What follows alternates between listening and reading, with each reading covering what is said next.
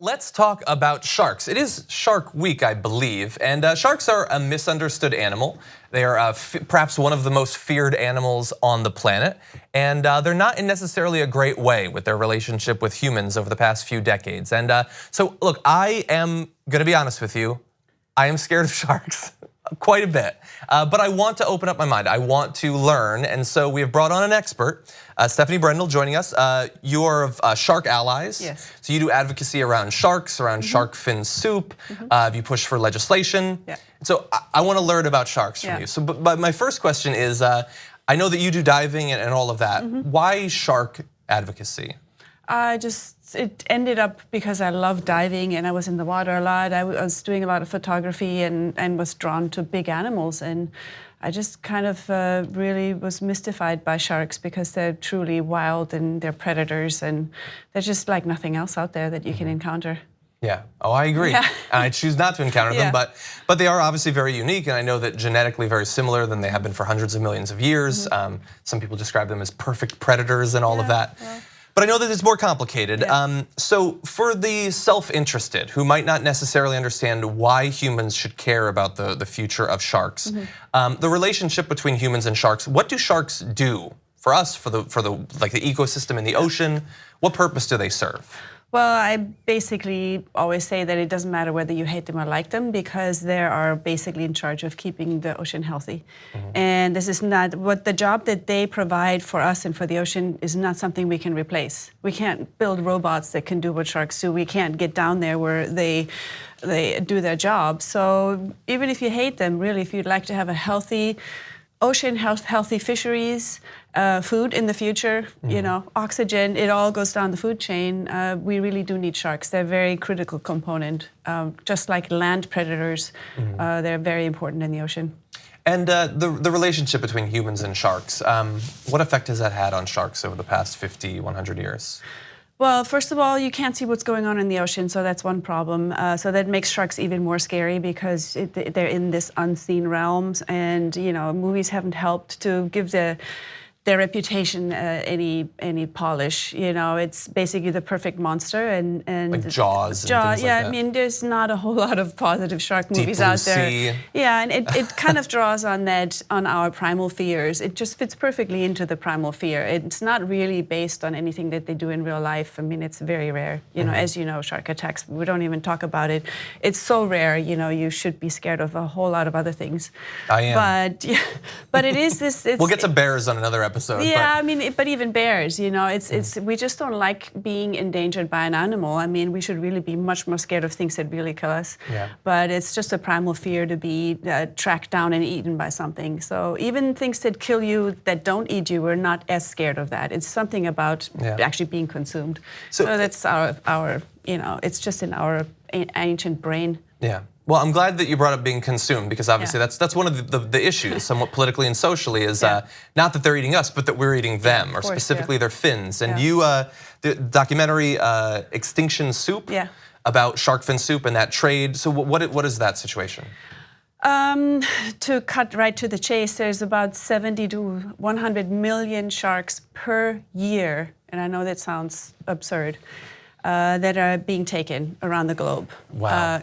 Killed, taken, harvested, whatever you want to say. About 70 million of those are simply taken to provide the demand for shark fin soup. So whether they're actually being finned or fished and landed whole, it doesn't really make a difference anymore. Sharks are being taken because the fin is so valuable to sell. It's a lot like elephants and ivory.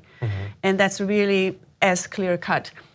Because the fins are so valuable, we're basically decimating sharks. And there's lots of different species of sharks, and some of them are being decimated faster because they don't reproduce as quickly as maybe some of the smaller species. So in the same way, similar to how we're overfishing other types of fish, this is a problem for sharks as well. Well, it's more difficult because fish generally reproduce much faster. You know, they have young, millions of eggs within the first few years, and sharks reproduce more like mammals. They have to often be in their teenage years before they have young, and then only maybe every other year, a few pups, maybe up to 20, some species maybe up to 40, but half of them won't survive. So what can we do about this? About is it a social problem? Is it a government problem? Is this a thing that legislation can fix, or do we have to change people's perceptions of sharks? Yes.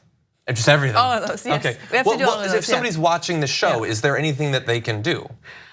Well, it depends, of course, of what state you're in. California, for example, already passed a law to ban the trade of fins in 2011, I think it was, and so have 11 other states. And Hawaii was the first one. That's where I first worked on these pieces of legislation.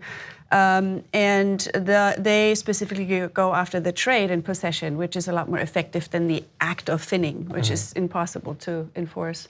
So what people can do is get, of course, involved by talking to their representatives, making sure that they help campaigns. And really the easiest thing to do is to go, for example, to my website or other shark advocacy groups, because they stay on top of what needs to be done next.